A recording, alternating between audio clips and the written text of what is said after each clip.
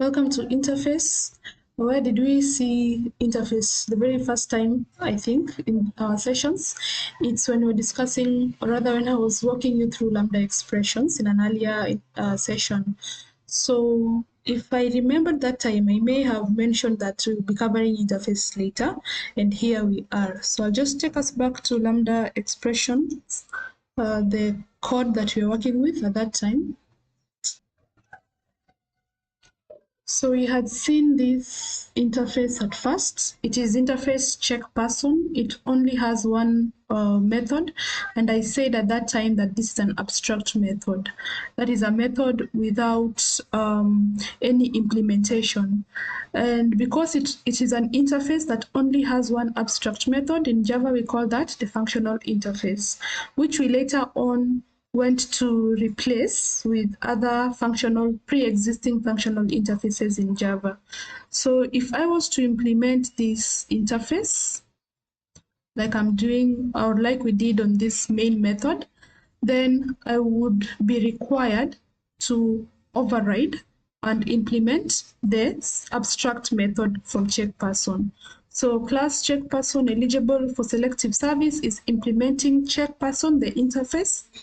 And in that case, it is required that it overrides the method, the abstract method in interface checkPerson. If I were to remove this out or to comment it out, you'll see an error. Because once you implement an interface, if there's any abstract method in the interface, it is required that you override that method and implement it. Now, I'll take us back to our presentation. So given that, what would you say then that an interface is? What is an interface?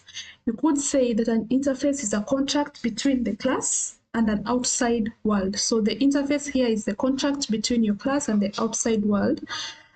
Because the moment a class implements an interface, it is making a promise that it is going to implement the interface's behavior or the methods, like we've seen in the example, checkPerson.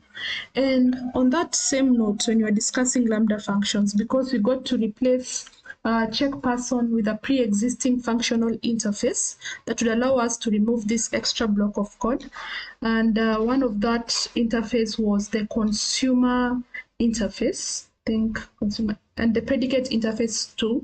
So you can make a point to go back to the session and understand what was going on when we're discussing lambda expressions. But there was more functional interfaces that we looked at, like the function interface and so on and so forth, with more links accordingly. So I'll be attaching the link to this code from GitHub in the description. So we replaced the checkPerson interface with the consumer interface, and everything worked as properly. And I'll walk us through the consumer interface in this case. So this is the official documentation of the consumer interface. I'll make a point of attaching these links in the description so you can have a look at it later. So this is the interface consumer. If I was to click at this abstract method tab, which is already clicked, you'll see that it has one method. Same applies to the predicate interface, which has one method, one abstract method, and the function interface, which has another abstract method. So any class that implements either of these interfaces or others, it would be required that the class implements the methods. And that is why we would say that an interface is a contract between a class and the outside world. Now, sometimes you'd have an interface like this that just has abstract methods and nothing else. Now, in that case, you might find that an interface would be described as a group of related methods with empty bodies. So, pick and choose. This one is a more general definition. This seems to be a little bit too specific to the SQL interface example. Okay. Now, if you were to look at the interface definition, it's very similar to a class definition. When you're looking at the class definition earlier, this was the class keyword, the name of the class, and the parent curly braces. So with the interface is the interface keyword, the name of the interface, and the curly braces. But unlike class or unlike classes, an interface can only contain constants, method signatures, default methods, static methods, or nested types. So let's go have a look at that. I'll also attach the link to this code in the description. So an interface, this is the interface keyword. Then this is the name, SQL all parts, can only contain constants. In Java, we say that you write constants like this. You would need to work with some keywords, static, final, the data type, let me just call it a string, then the name of the constant, which should be in all caps conventionally, and whatever will be taken as the constant. So let me just work with that, okay? Please note this. The static final keywords are grayed out. Why? Because they are not required when we are working with interfaces. This is because in Java, the constant values are implicitly or by default public, static, and final. So you don't need to include the public, static, final. They are not needed. This will still be treated as a constant like you would if you were working with a class and you worked with the public, static, final keywords. Okay. All right. Another thing they contain is abstract methods. So these are methods that are declared without an implementation, such as this. So it's just the method definition. Earlier on when we're discussing methods, I walked you through what a method definition is. So the return type, the name of the method, the parameters, and then you terminate it with a semicolon, because in Java statements are terminated with a semicolon. So these are abstract methods. And then default methods. I'll walk us through why in some scenarios you might require to work with a default method. Then a static method with a static keyword. So a default method needs to have the default keyword. If I remove it, you cannot have an implemented ordinary method. The static method needs to have the static keyword. Then same rule applies to the static method as the static methods we've discussed before in a previous session, or the static methods I've walked you through before in a previous session. And next, nested type. So please note, take note of this. There are comments included in this example that abstract, default, and static methods are implicitly public. So you don't need to add the public modifier to be grayed out because it's not needed.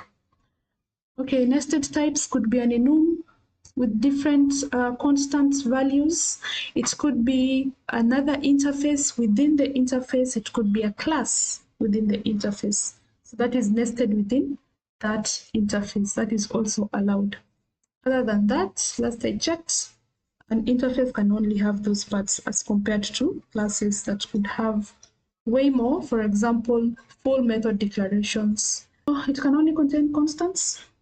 You don't need to have the static final keywords with the constants because they're applied implicitly. It can only have method signatures, that is the abstract methods, terminated by a semicolon.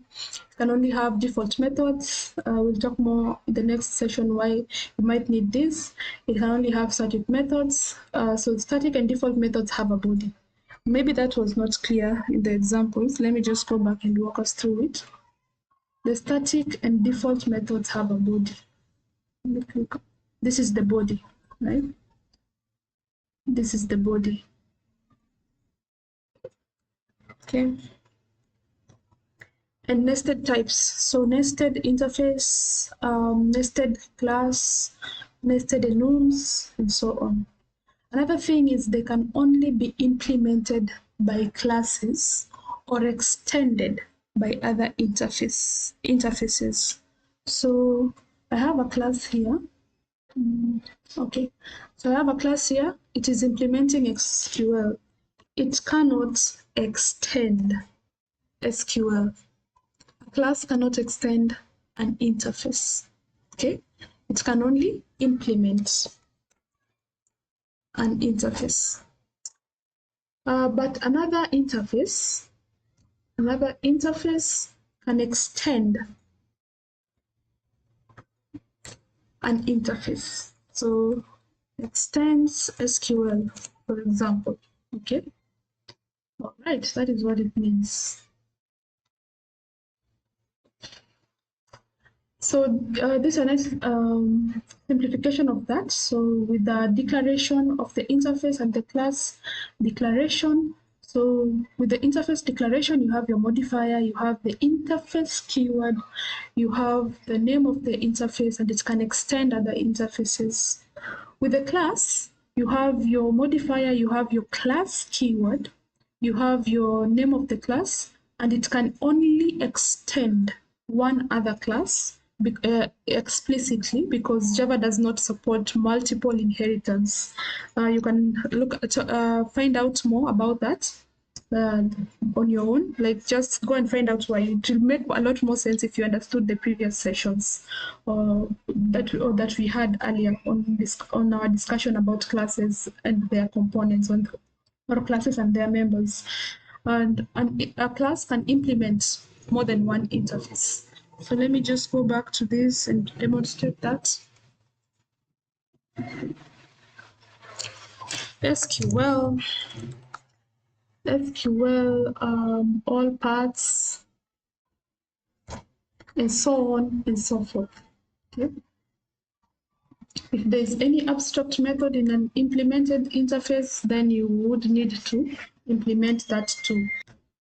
All right, so to finalize on the interface discussion, let's find out when you might need to either extend another interface or to work with default or static methods. I'll start with an example of SQL interface that I've shown you. So this is our SQL interface, okay? Let's say later on, I need to make a change to this SQL interface that has already been implemented by our external classes. So I've just realized that I will need to have an additional void method in this interface. I'm the owner of the interface. So I'll write void test addition, and then I'll have it there, okay? So if I do that, I would have created problems elsewhere, because from the definition of the interface earlier, you would need to implement, it's a contract, so you would need to implement this on every class that has, to implement this method on every class that has implemented that interface. So I've created problems here. This class expects to implement the additional method that I have added. Now, normally in Java, some APIs are interfaces, right? So if you're working with a group of dependencies, people that rely on this interface, if you make such a change, then you would have affected codes. Things will be broken somewhere and they would need to be implemented. So instead of working with the abstract method, you can decide instead to implement it as a default method, such that the people who are already working with that interface would not need to change their code. They can only work with this default method when they need to work with it within their code if they find it useful. Otherwise, their code will not be broken. They don't have to. Or you can work with a static method. So you are giving options to the people who have implemented this interface when they are working with their code moving forward after the change. Now, sometimes instead of working with the default or static method, but you can do either or all of them at once, it depends. You can decide to just create a new interface. So new Java class, it's an interface. Let me call this test interface. And then in that interface that you've created, I won't be adding this because it's not necessary. You can extend the SQL interface and then make your changes in here. So void test method there. So if anyone would need to work with a new method, then they can just implement test interface, which is extending SQL, so they'll have everything come together. And that right there is the story between why sometimes you might need to work with default, static, or extending other interfaces. And a good example on this one in regards to the Java API is the character sequence interface. So when it was starting out, there was these abstract methods, 1, 2, 3, the char, art, length, subsequence, and toString. But then with more changes to the interface, default methods were added. Same to comparable. So if you scroll down, you'd see that, okay, this is the story. We have this abstract method, and it's just that one method. So there were no changes that were made. It can be either or. It depends with what we're intending to happen in the end. On that note, you can take a look at character sequence and card interface. So let me just go to interface. Take a look at this demo here. It's a very nice demo. I have included the source, and I have also included the reference to that. And in the chat, as a practice example, it will be one of the practice exercises. You can challenge yourself first before you look through it. Try and challenge yourself, see if you can go through the questions and answer them before you come and look through it. This is another way of implementing the character sequence interface. So you can have a look at those two examples. Challenge yourself. I would recommend that you challenge yourself first using the exercise link that I will include in independent practice in the description. And there's also another one, card interface. So our description will be telling a story. If you've been following along with the session, lambda expression, I have covered that, where that was the first instance, I believe, where we saw in code together in our sessions an interface. Then earlier on, when we started the entire discussion in Java Essentials, I had walked you through the class database and class Oracle. So I thought it wise to include the interface SQL among the others that are related to databases in this code. So I just updated it on GitHub. And then we have Enum. So when we're discussing Enum, I walked you through the card class. I believe if I didn't, I might have given you instructions on how to work through it. Then we had seen with the introduction of Enums how you can improve on this code. And then now there is further improvement on that using interfaces, where you'd have your card interface extending comparable and passing in card interface as the generic there. So walk through this at your own time and challenge yourself. Just see how you can improve from this to this to this, why you would prefer to work with one over the other, and so on and so forth. So have fun. I'll be including all of these reference links in the chat at their desired place, whether in GitHub links, the independent exercises, or the source reference. So I'll be seeing you on the next one.